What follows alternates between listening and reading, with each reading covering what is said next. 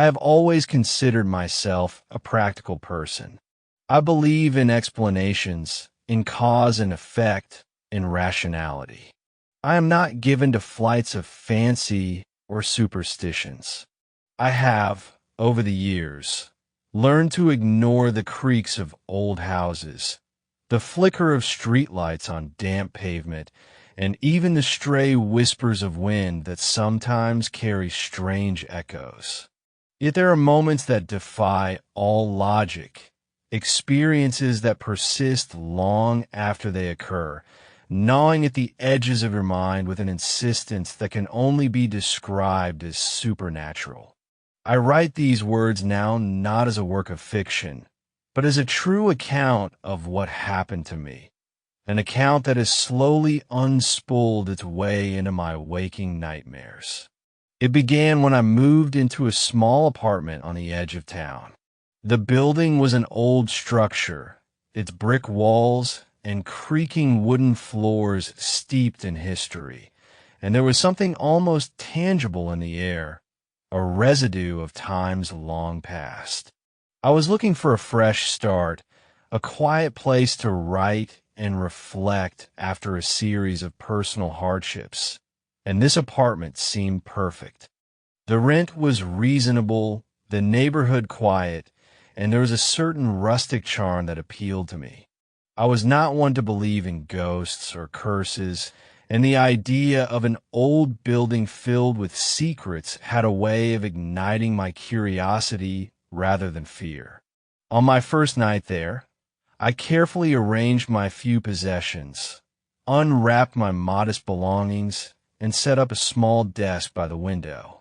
I was alone, save for the soft hum of the city in the distance, and the quiet solitude allowed me to settle into a tentative peace. I was exhausted from the move and from the emotional toll of recent events, so I prepared for sleep with a simple routine: a warm shower, a cup of chamomile tea, and then I climbed into bed. The room was sparse: one large bed, a rickety dresser, and one old, familiar object that I had brought along from my previous apartment: a blanket. It was not a new blanket by any means. It was an old, worn piece of fabric that held memories of better, simpler times. I had always found comfort in its familiar weight and softness, a cocoon of warmth that could ease even the darkest of moods. I placed it over me and closed my eyes, expecting only sleep to claim me. What happened next is something I've tried to dismiss as a trick of an overactive mind. I remember drifting in and out of sleep, the gentle rhythm of my breathing, the steady pulse of my heart. But then I became aware of a subtle movement. At first, it was as if the blanket had shifted slightly, a small tug that might have been caused by a shifting dream or involuntary twitch. I dismissed it at first. After all, blankets do move in sleep. They twist and bunch up as we change positions. But there was something about that movement that was unnerving. The shift was deliberate, as if guided by an unseen hand. I lay there, eyes closed, trying to force myself back into sleep, but the feeling persisted. I felt a coldness that was not my own seep into my skin, as if the blanket itself had become a conduit for an external presence. I opened my eyes briefly in the dark, heart pounding, to see nothing but the familiar outline of my room. The blanket lay there, seemingly undisturbed. I blinked and closed my eyes again, willing the sensation to pass. I convinced myself that I was merely tired, that my mind was playing tricks on me in the twilight between sleep and wakefulness. Eventually, I drifted back into a fitful slumber, and in the morning I awoke to a sense of disquiet that I could not shake. During the day, I tried to put the experience behind me. I went about my routine, read some chapters of an old book, scribbled down thoughts in my journal, and made myself a cup of coffee. Yet as the hours passed, a nagging awareness clung to me like a second skin.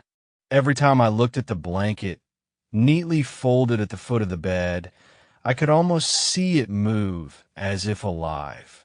I told myself it was only my imagination, that the events of the night had been nothing more than a fleeting illusion. But deep down, I felt that something was wrong in the very fabric of that ordinary object. That evening, I resolved to confront the matter. I set the blanket out on the couch and sat down to study it, examining every thread and crease under the soft glow of a lamp. I ran my fingers over its surface, trying to determine if there was any evidence of tampering or decay that might explain the odd sensation I had felt. There was nothing unusual about it. It was the same old blanket I had always known, the same comforting fabric that had once kept me warm on cold nights. And yet, as I sat there, I could not shake the feeling that it was different now, as if it were harboring secrets beyond its worn-out fibers. Night fell again, and I found myself lying in bed with a blanket draped over me. I stared up at the ceiling in the darkness, my mind unwilling to let go of the unsettling sensations of the previous night. I forced myself to relax, to allow the familiar embrace of sleep to take over. But the minutes passed slowly, and I became increasingly aware of every subtle sound in the room. The creak of the floorboards, the soft rustle of fabric, even the quiet tapping of my own breathing. Then, as I lay there in the near silence of the early hours, I felt it again. The blanket moved, but this time it was more pronounced. It was as if a gentle hand was pulling it away from me, tugging it across the bed. I opened my eyes, and in the dim light, I saw the blanket shifting, sliding slowly as if drawn by an invisible force. My heart pounded, and I sat up abruptly, the cool air hitting my face as I sat in the darkness. For a long, agonizing moment, I stared at the bed, trying to determine whether I was still dreaming or if this was a waking reality. I rose to my feet and approached the bed, each step heavy with dread. The room was silent except for the quiet hum of my own fear. I reached out and touched the blanket. It was cool and soft, but it felt strangely lifeless. I pulled it back, half expecting to see a hand or some other appendage emerging from its folds. There was nothing, yet the memory of the movement was vivid, searing into my mind like a brand. I spent the rest of the night awake, every sound magnified, every movement scrutinized. Sleep eluded me, and as the hours dragged on, I felt a growing sense of isolation and dread. It was as if the apartment itself had become a trap, a confined space where time and space lost all meaning, where every minute stretched into eternity. The following day, I began to document everything. I kept a journal on my desk, writing down every detail of what I had experienced. I noted the exact time I awoke, the sensations in my body, the faint impressions of movement that haunted me. I made sketches of the blanket's folds as they appeared to me, trying to capture the subtle shifts that I had observed. I even set up a small video camera on my nightstand, hoping that technology might provide some rational explanation for the inexplicable events. I reviewed the footage that morning. The video was grainy, shot in low light, but I could see the outline of my bed, the familiar shape of the blanket draped over it. For a long while, nothing unusual happened. Then, at approximately 3:47 a.m., I saw it. a slight movement, a ripple across the surface of the blanket. It was so subtle that I almost dismissed it as an artifact of the camera's low resolution. But then I rewound the footage, played it again, and watched as the blanket shifted ever so slowly. It was not the result of a breeze or the movement of the bed. It was something else entirely, something deliberate. The sensation was enough to send a chill down my spine.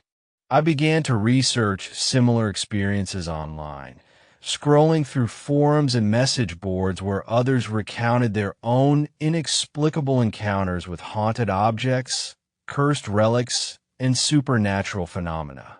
I found countless stories of people who claimed that everyday items sometimes took on a life of their own. I read about ancient curses, restless spirits, and inexplicable forces that defied the laws of physics. Most of it sounded like urban legends, fodder for late-night horror stories meant to scare children. Yet, deep down, I could not shake the feeling that my experience was something far more real and far more sinister. That evening, as dusk turned the sky a deep, bruised purple, I prepared for another night in the apartment. I attempted to convince myself that what had happened was a product of an overactive imagination, a trick of the mind brought on by stress and loneliness. But even as I lay down on the bed, I could feel a presence lurking just beyond the edges of my awareness, a silent witness to my every move. I pulled the blanket over me, as I always had, and closed my eyes in a desperate bid for sleep. For a while, there was nothing but the steady rhythm of my heartbeat and the soft murmur of the apartment settling. Then, as I slipped between the edges of consciousness and wakefulness, I felt it again. A subtle tug at the corner of the blanket, a slight shift that was not caused by my own movement. I tried to dismiss it as a dream, a fleeting illusion in the twilight, but the feeling persisted, growing stronger, more insistent, as if the blanket were trying to pull itself away from me. I lay there, frozen in place, unable to turn or to call out, for fear that any movement would provoke whatever was causing the disturbance. I listened, my ears straining to catch any sound. I could hear my own breathing, steady and measured, but beneath it lay a low, almost imperceptible rustle, like the soft brushing of fabric against fabric. It was as if the blanket were alive, shifting and writhing with a purpose beyond my understanding. The sensation was both repulsive and mesmerizing, a mix of dread and morbid fascination that kept me rooted to the spot. Minutes stretched into what felt like hours. The darkness around me was complete, and the only light was the faint glow of a street lamp filtering through the window, a distant reminder of the world outside. I could feel my heart pounding so loudly that it drowned out all other sounds. In that moment, I realized that sleep, that elusive reprieve from the horrors of the waking world, had become a luxury I could no longer afford. I forced myself to sit up and look at the blanket. I wanted to see if the movement had left any visible traces, any indication that something had disturbed its surface. What I saw made my blood run cold. The blanket was not arranged as I had left it. Instead, it was twisted and contorted, as if some unseen force had pulled at its corners, dragging it into unnatural shapes. There were folds and creases that were out of place, patterns that seemed to form symbols I could not decipher. I reached out a trembling hand to touch it, to feel if it was warm or cold, soft or rough, but my fingers recoiled almost immediately from the sudden chill that met them. I spent the rest of that night in a state of restless anxiety. I wrote in my journal, documenting every sensation and every minute detail of what I had experienced, though I fear that the act of writing itself might somehow invite further disturbances. I recorded the exact times of each shift in the blanket, the position I'd been in when I first noticed the movement, and every emotion that surged through me: fear, disbelief, a deep, aching sorrow for something I could not name. In the morning, I forced myself to examine the room once more in the full light of day. The blanket lay exactly as I had left it the night before, neatly arranged on the bed as though nothing had happened. But the memory of the movement was etched in my mind, as real and vivid as any physical mark. I could still feel the chill on my skin, the weight of unseen eyes upon me. I knew that this was only the beginning, that the blanket was not merely an object in my possession, but a harbinger of something far more malevolent, something that had chosen to reveal itself in the most intimate of spaces. I began to research the history of the apartment building, scouring public records, old newspapers, and local legends. I discovered that the building had once belonged to a reclusive artist known for his macabre works and his fascination with the supernatural. He had disappeared mysteriously one autumn night, leaving behind only cryptic sketches and journals filled with ramblings about lost souls and cursed objects. One entry, in particular, stood out: a description of a blanket he had crafted from the fabric of his own despair, a blanket that was said to move of its own accord, as if imbued with a will of its own.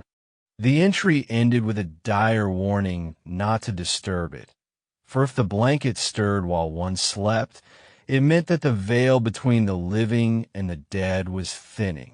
The more I read, the more I began to wonder if the blanket in my possession was not an ordinary household item at all, but a remnant of that long-forgotten curse. Had the previous tenant, the artist, or one of his descendants, left it behind as a dark legacy? And if so, what did its movement signify? Was it a warning, a call for help, or was something else entirely? That evening, with a heavy heart and a mind clouded by both curiosity and dread, I resolved to confront the mystery head-on. I set the blanket carefully on the bed, lit a few candles, and sat cross-legged on the floor with my journal open before me. I tried to remember every detail of the past few nights, the exact sound of the rustling, the way the fabric seemed to ripple like water, the chill that followed the slightest touch. I wrote down every thought, every fragment of memory, as if by doing so I could somehow exorcise the growing terror that gnawed at my soul. As the candles flickered and cast dancing shadows on the walls, I found that the room itself seemed to hold its breath. The usual creaks of the old building were absent, replaced by a pregnant silence that was as oppressive as it was complete. I sat there in that silence, waiting for the inevitable. I waited for the moment when the blanket would stir again, when it would reveal something more, a glimpse of the presence that lurked behind its woven threads. And then it happened, not as a sudden jolt, but as a gradual, almost imperceptible movement.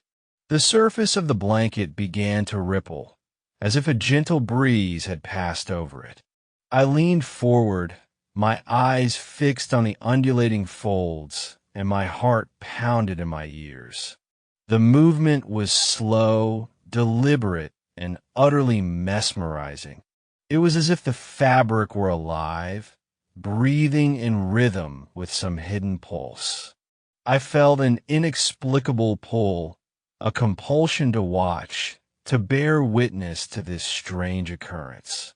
I could not tear my eyes away as the blanket slowly shifted, the ripples growing in intensity. For a moment, I thought I saw a pattern emerge, a series of intricate lines and symbols that danced briefly across the surface before dissolving into the plain gray. I struggled to focus, to remember what I had seen, but the details slipped away like water through my fingers. The only thing that remained was the overwhelming sense of presence, the feeling that I was not alone in the room. A cold sweat broke out along my skin. I stood up abruptly, my chair clattering behind me, and backed away from the bed. I felt as though I were being watched by an unseen force, as though the very air had become charged with malevolence. I backed toward the door, every instinct screaming at me to leave, yet I could not move fast enough to escape the dread that clutched at my heart. I closed the door behind me and sat in the darkness of my small living area, trying to steady my breathing and calm the frantic thoughts that whirled in my mind. I knew that I had to confront this terror head-on to understand what it meant for the blanket to move while I slept. In that moment of solitude, with the silence pressing in around me, I resolved that I would not run from it any longer. I would face the mystery and document every step of it, for my own sake and for the sake of anyone who might one day read these words and wonder if they too were being watched. The night stretched long and oppressive. I stayed awake, sitting with my journal, writing down every sensation, every detail of the experience as it unfolded. I could not sleep. Every time I closed my eyes, I saw the blanket moving, saw the pattern shift, felt the cold touch of something unseen against my skin. I wrote until my hand ached and my eyes blurred with exhaustion. But the words poured out, a desperate attempt to capture the truth of what was happening. In the early hours of the morning, as the darkness slowly yielded to the pale light of dawn, I finally allowed myself a few minutes of sleep. I positioned my body carefully, leaving the blanket untouched on the bed, as if any disturbance might trigger the movement once more. I closed my eyes and tried to let the silence carry me away. But even in sleep, I was tormented by dreams of shifting fabric and ghostly whispers. I woke several times during that restless night, each awakening marked by the sound of a faint rustling, the sensation of the blanket sliding away from me, as if drawn by invisible fingers. I would lie there, heart pounding, straining to hear anything more, to catch any hint of what was causing the movement, but each time the room remained silent, the blanket motionless for long enough that I began to doubt my own perception. As the hours passed, I felt the boundary between waking and dreaming begin to blur. I was not sure if I was fully awake or caught in a waking nightmare. The sensation of being watched never left me, a constant, oppressive presence that weighed on my chest. I found myself questioning reality, wondering if the events were merely figments of an overactive imagination fueled by fear and loneliness. But every time I looked at the blanket, every time I felt the cool air brush against my skin where the fabric had been, I was reminded that something was very wrong. The morning eventually arrived, bringing with it a weak, pale light that did little to chase away the lingering darkness of the night. I forced myself to rise, to check the room as if I might find some logical explanation hidden in the early light. I examined the bed, the walls, even the floor, searching for any clue that might explain the inexplicable movement. There was nothing, only the familiar, ordinary objects of my apartment, arranged exactly as they had been when I went to sleep. Yet the memory of the shifting blanket was too vivid to ignore, etched into my mind with a clarity that defied reason. I began to wonder if the phenomenon was isolated to my apartment, if perhaps it was a unique quirk of this old building. I asked a neighbor, an elderly woman who lived on the floor below, if she had noticed anything unusual in her own home.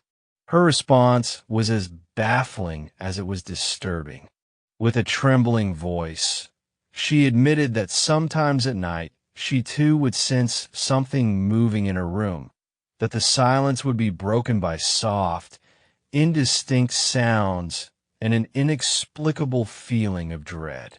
She said nothing more, only that she had learned to live with it, to accept it as a part of the building's ancient character.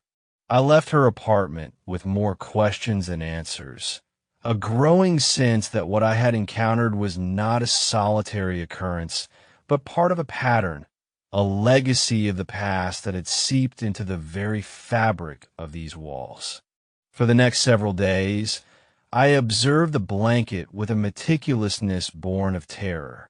I kept a log of every instance of movement, every change in texture, every whisper of sound that accompanied the shifting of the fabric.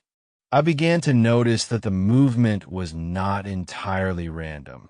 There were moments when it seemed to follow a pattern, a slow, deliberate choreography that hinted at a purpose beyond mere chance. In one instance, I recorded that the blanket had shifted just a few minutes after I had spoken aloud in my sleep, as if responding to the sound of my voice. In another, the movement occurred precisely at the moment when the room had fallen into a deeper, more oppressive silence. I could not help but wonder if the blanket was somehow sentient, if it was trying to communicate with me in a language of motion and silence. As the days wore on, I found myself growing increasingly isolated, withdrawn into a state of constant vigilance. I no longer slept soundly, if at all. Instead, I lay awake each night, staring at the dark expanse of the ceiling, listening for the first hint of movement. I became obsessed with the log I kept, cross-referencing each entry, trying to decode the hidden message that I believed lay behind the shifting fabric. I searched for any clues in the patterns, any significance in the precise times at which the movement occurred. I even attempted to capture the motion on video, setting up a camera to record the bed throughout the night. The footage was inconclusive, grainy images of stationary blanket punctuated by brief moments of distortion that I could not clearly interpret, but it served as a constant reminder that I was not imagining things. In moments of rare clarity, I would catch myself wondering if the blanket was a metaphor for something else, a symbol of the deep-seated fears and hidden memories that I had tried so desperately to suppress. But the physicality of the experience was undeniable. I could feel the chill of the fabric as it moved, see the way the light played across its surface in unexpected ripples, and hear that faint, almost imperceptible sound that marked each shift as if it were a heartbeat. It was as if the blanket had become a living entity, one that existed in a realm between the tangible and the intangible. I reached out to a few acquaintances, fellow writers, and friends who might offer a rational explanation for what was happening. Some suggested it might be a rare form of static electricity, a quirk of the aging fabric interacting with the environment in unpredictable ways. Others dismissed it as a hallucination, a product of sleep deprivation and isolation. I listened to their reassurances, but none of them could understand the cold terror that gripped me each time I witnessed the movement. Nor could they comprehend the relentless feeling that I was being watched by something that lurked in the silent spaces of my home. Late one night, when the silence was at its most oppressive and the shifting of the blanket seemed to echo like a pulse in the darkness, I gathered the courage to speak aloud. I asked, in a trembling whisper, if someone or something was there. I did not expect an answer, for I had long since abandoned hope of a rational explanation. Instead, I was met with a sound, a soft, almost mournful murmur that seemed to emanate from the depths of the fabric itself. The sound was indistinct, a blend of voices and sighs, as if a chorus of hidden souls were trying to speak through the movement of the blanket. I listened, heart pounding, straining to decipher the message, but the words were lost in a haze of static and darkness. In that moment, I understood that what I had encountered was not a mere anomaly of an old apartment, but something far older and far more terrible. The realization sank into me slowly, a creeping dread that enveloped my very being. The blanket was not an ordinary object. It was a vessel, a remnant of forgotten rituals and lost lives. I began to suspect that its movement was a signal, a call for something to be released, or perhaps an attempt to communicate a warning. My nights became a blur of sleepless terror and fevered research. I scoured the local library for records of strange occurrences, old newspapers detailing unexplained phenomena in the building, any reference to the mysterious movements of fabric or to a curse that might have been placed on the property. I found only vague mentions of the building's troubled past, stories of a woman who had vanished without a trace, of inexplicable sounds that haunted the corridors, of an atmosphere so heavy with sorrow and regret that it seemed to seep through the walls. None of these accounts, however, mentioned a moving blanket, and the absence of any concrete evidence only deepened my anxiety. As the days turned into a week, my mental state began to fray at the edges. I was consumed by an overwhelming need to understand the phenomenon, even as every rational part of my mind screamed that it was futile. I began to see patterns in the dust motes that danced in the morning light, in the way the fabric shifted in sync with my own breathing, in the rhythmic pauses between each movement. I started to record my observations meticulously, writing down every detail, every subtle change that I could discern. I found myself staring at the blanket for hours on end, hypnotized by its slow, methodical undulations, as if it were performing a dark dance that only I could witness. In the quiet of the night, when the apartment was plunged into deep darkness, I could almost swear I heard it whisper my name, a sound so faint and desperate that it seemed to come from the very depths of my soul.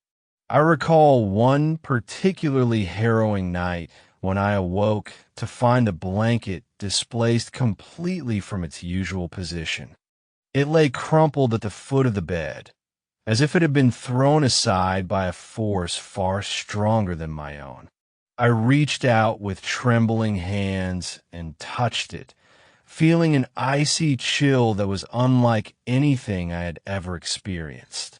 It was as if the fabric had absorbed a cold from another realm, a cold that seeped into my bones and left me shivering long after I had pulled it close.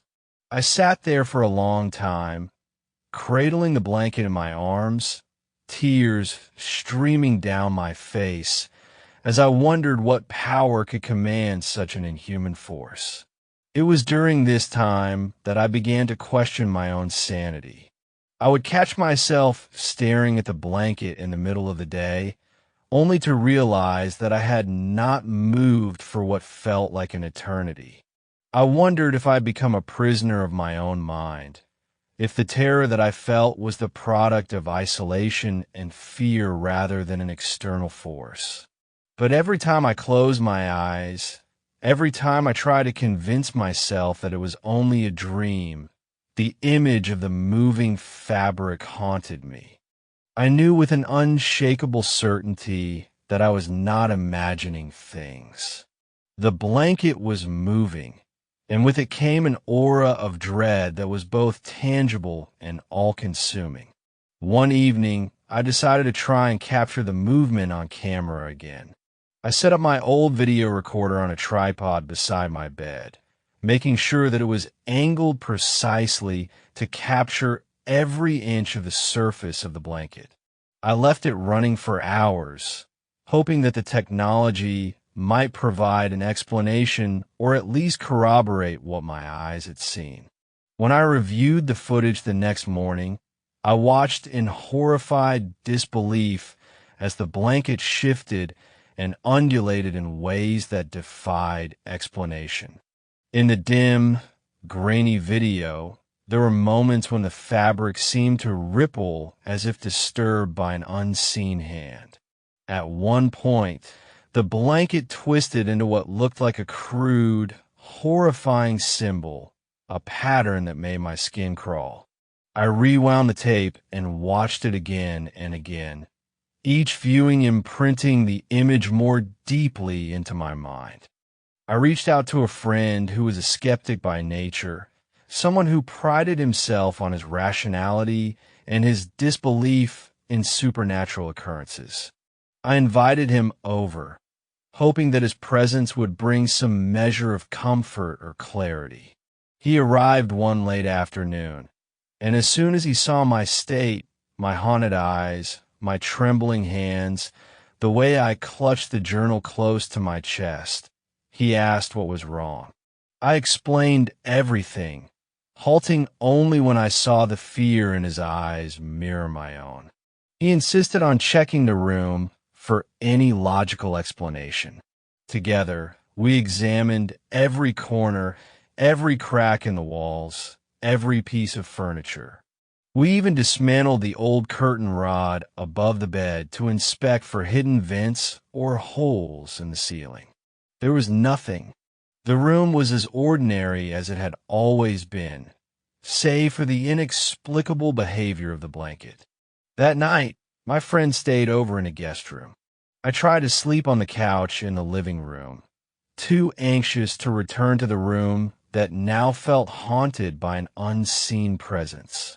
In the middle of the night, I was awoken by the sound of soft footsteps outside the guest room. I lay in the darkness, paralyzed with fear, until the footsteps receded. I cannot be sure whether it had been my friend moving about, or if it had been something else entirely. When morning came, I found the guest room door slightly ajar, though my friend insisted he had locked it. The incident left me even more convinced that something was terribly wrong. Over the next few days, I found that my life began to shrink. I stopped inviting people over, stopped leaving the apartment unless absolutely necessary. I could not shake the feeling that the moving blanket was a harbinger, a silent omen of things to come. Every time I lay down to sleep, I was consumed by a profound terror that I could not escape, a fear that seeped in my bones and rendered me almost catatonic. I recorded my thoughts in my journal meticulously, every detail of every moment etched in a way that I hoped might someday make sense. I wrote about the way the blanket seemed to move in time with my own breathing, how it appeared to follow the rhythm of my heartbeat, as if it were alive and aware. I began to notice that the movement was not confined to the night alone. Sometimes during the day, when I was alone in the quiet of my apartment, I would catch a glimpse of the blanket shifting ever so slightly on its own, as if responding to a command that only it understood. The sensation was always accompanied by a drop in temperature, a sudden chill that would wash over me, making me shiver despite the warmth of the day. I could no longer distinguish between my waking hours and the nightmares that plagued me, for they had become intertwined in a horrifying dance of dread and disbelief. I searched the internet for any mention of similar occurrences, any accounts of objects that moved on their own, of cursed items that defied the laws of nature. I found fragments of folklore, old wives' tales about haunted items and cursed relics, but nothing that directly related to my experience. Most of what I discovered spoke of ancient curses, vengeful spirits, and relics imbued with a dark power that sought to exact a price from those who came into contact with them. There were hints of a phenomenon in which everyday objects, mirrors, clocks, even clothing, would act as conduits for forces beyond human comprehension. But these accounts were dismissed by most as superstition or the ramblings of desperate minds. I began to wonder if I had, in my desperate search for understanding, opened a door that should have remained sealed.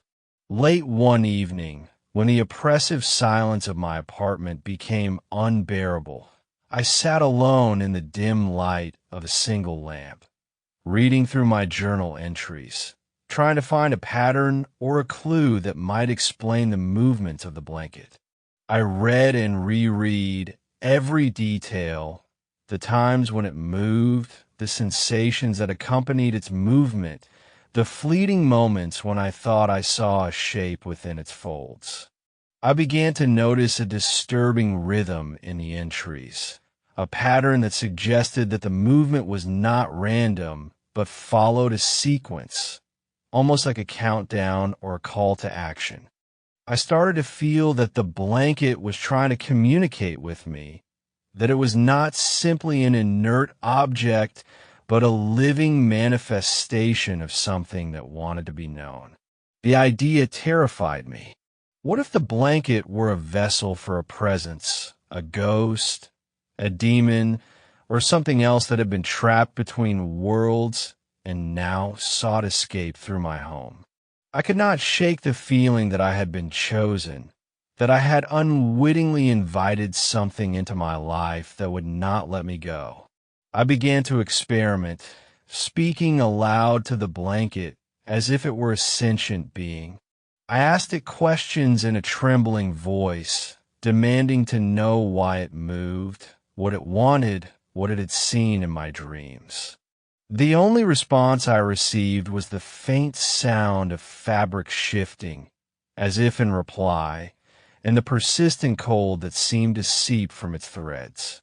At times I felt a presence, a weight behind me that made me turn suddenly, only to find nothing but the empty room.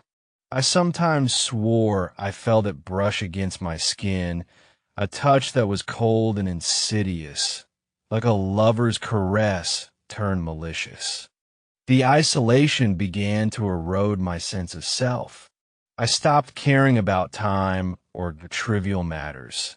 My mind fixated on the blanket and the mystery of its movement. I researched ancient texts and obscure websites, trying to piece together a history of cursed objects, but every lead only deepened my confusion and fear. I learned of traditions in which items were believed to contain the essence of their makers or to harbor the souls of the dead, and I began to wonder if my blanket was one such object, a relic that had absorbed the pain and sorrow of generations and now sought to express itself in movement. In the stillness of one sleepless night, when the apartment was shrouded in darkness, save for the weak glow of a street lamp filtering through a cracked window, I had a vision. I sat up in bed, my eyes wide and unblinking, when suddenly the blanket began to move in a way that was different from before. This time it did not simply ripple. It twisted and contorted into shapes that resembled words.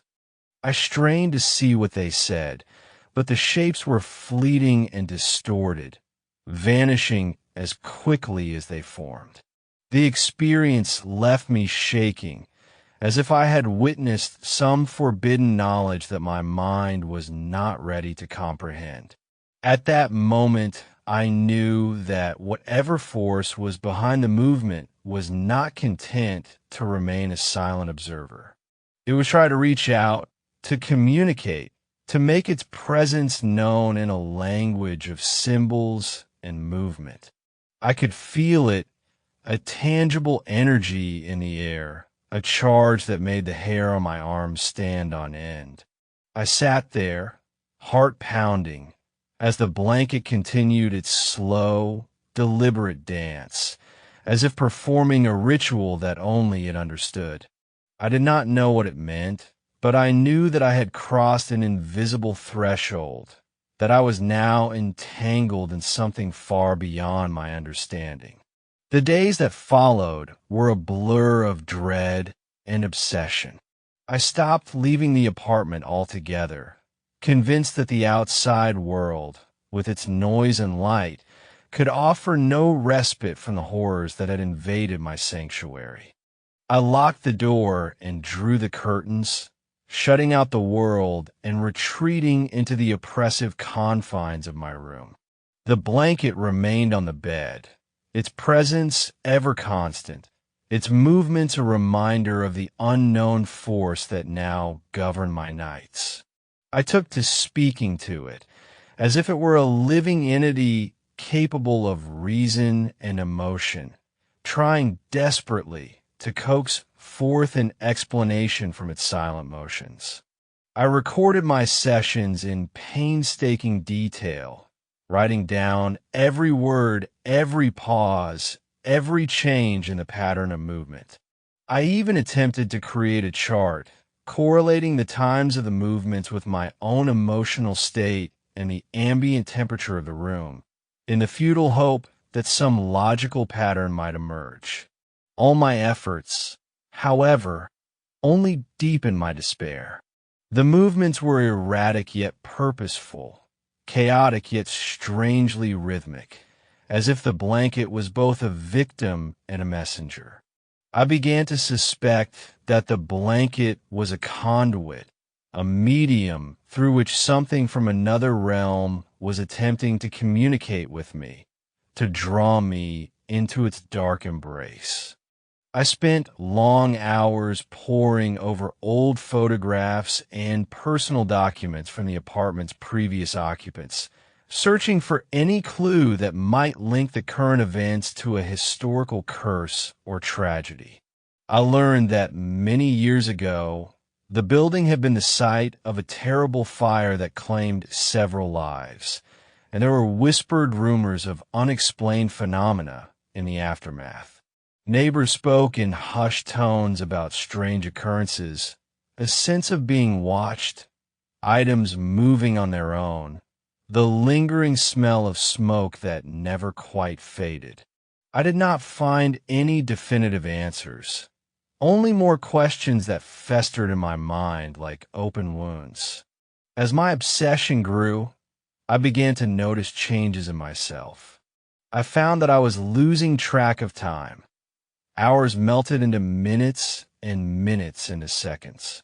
I would sit in front of the window for what felt like an eternity, only to glance at my clock and realize that the day had slipped away unnoticed. I became irritable, withdrawn, and haunted by nightmares of the blanket moving like a living thing, its tendrils of fabric reaching out to pull me into darkness. Friends and family expressed concern over my deteriorating state, but I could not bear to tell them the truth. I feared they would not believe me, or worse, that they would try to take the blanket away, severing the tenuous connection I had come to rely on even as it consumed me. One night, as I sat huddled in the flickering glow of a single candle, I heard a sound that chilled me to the core. It was a soft, almost imperceptible rustling, like the sound of distant footsteps on a carpet, but there were no footsteps in the room. The sound came from beneath the bed, from behind the wall, and even from the corners of the ceiling. I cannot tell where it originated, but it was there, persistent and insistent. I closed my eyes tightly, willing myself to ignore it, but the sound grew louder, merging with the whispering that emanated from the blanket itself. In the darkness, I thought I saw shapes moving in the periphery of my vision, shadowy figures that vanished when I tried to focus on them. I began to wonder if I had unwittingly invited something into my home, if the blanket was not the cause, but rather the catalyst for a presence that had long lain dormant. I recalled reading in an obscure forum about items that were said to harbor memories, the residual energy of past lives and tragedies. Could it be that my blanket, worn and threadbare as it was, had absorbed the sorrow and despair of its previous owners? Was it possible that the movements I witnessed were not random, but a manifestation of this accumulated grief, a silent plea for release from an eternal cycle of torment? I could not find a rational explanation. The more I searched, the more I found that every theory I entertained only led to more questions. I began to feel as if I were living on the edge of two worlds, one governed by the natural order and one ruled by forces beyond human comprehension. I was caught between waking and dreaming, between sanity and madness, and the blanket was the only constant in that ever-shifting landscape of terror. Late one night, when the candlelight was nearly extinguished and the shadows in the room had grown long and indistinct, I finally gathered the courage to speak aloud, as if addressing the unseen force directly. In a trembling voice, I asked, "What do you want from me?" The question hung in the air, heavy with expectation. For several long minutes, there was nothing but silence. Then I heard it, a soft murmur that seemed to come from the very fabric of the blanket, a sound like a sigh caught in the breeze. I could not understand the words, if there were any, but the tone was one of deep sorrow and longing. It was as if the blanket was pleading, begging for something that I could not comprehend. I listened until my eyes stung and my heart ached, and then, as abruptly as it had begun, the sound faded away, leaving only the oppressive quiet of the night. I spent the following days in a state of numb vigilance. I took no risks, made no sudden moves, and retreated further into the confines of my apartment.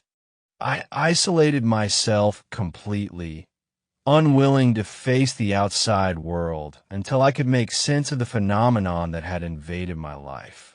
I rarely left my room, and when I did, I moved with the caution of someone who feared every step might awaken the darkness that lurked within the walls. My only companions became my journal, my camera, and the ever-watchful, ever-moving blanket. Now, as I write these words, I can feel the weight of my own despair pressing in from all sides.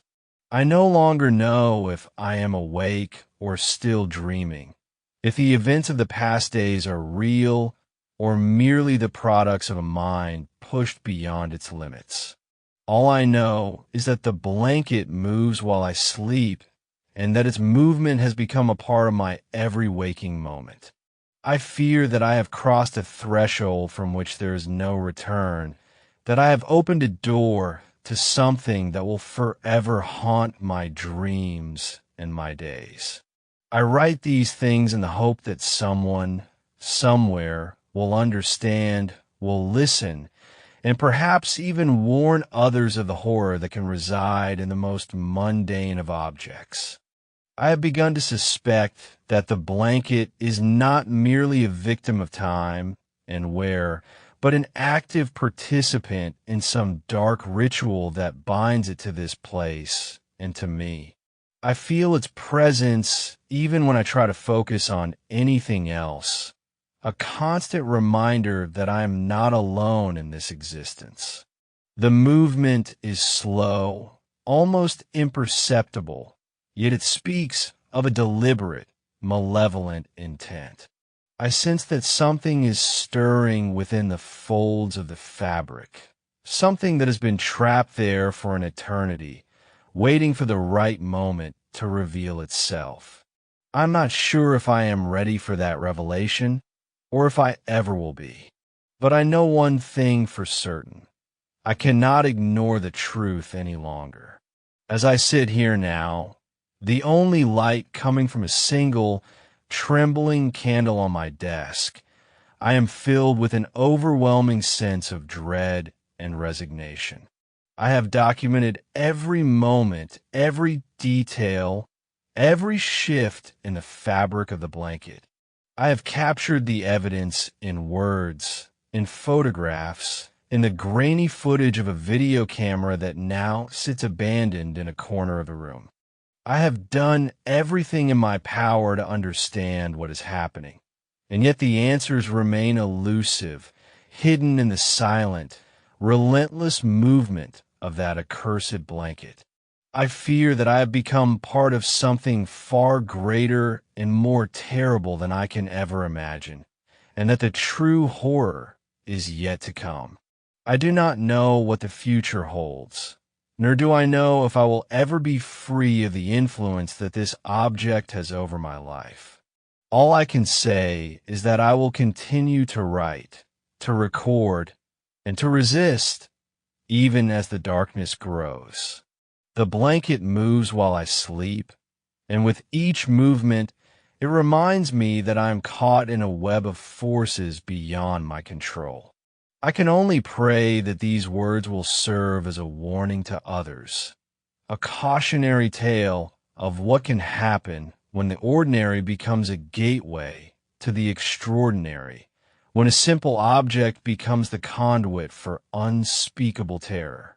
I have tried to leave this place, to escape the suffocating presence that has taken root in my home, but the more I run, the more I feel it closing in around me, like the tightening coils of a serpent. I write now with trembling hands and a heart heavy with dread, knowing that each passing moment may bring me closer to a fate I cannot escape. I know that when I close my eyes to sleep, the blanket will move again, and with its movement, it will draw me further into its dark embrace. I know that I may never wake from this nightmare, that the line between waking and dreaming, between reality and horror, has been irrevocably blurred. And so I leave these words as my final testament, a record of the terror that has consumed me, in the hope that someone will heed my warning. The blanket moves while I sleep, and I fear that soon it will move not only my body but my very soul. I do not know how much longer I can endure this torment. I write these words with the hope that they may be found by someone, somewhere, who can help break the cycle, who can put an end to this relentless nightmare. But if they are never read, if I am forgotten along with all the others who have fallen victim to the mysterious movement of this cursed fabric, then know that my only regret is that I could not escape the darkness that now clings to me like a shroud. The blanket moves while I sleep, and with each silent, creeping shift, it reminds me that something ancient and terrible has taken root in my life.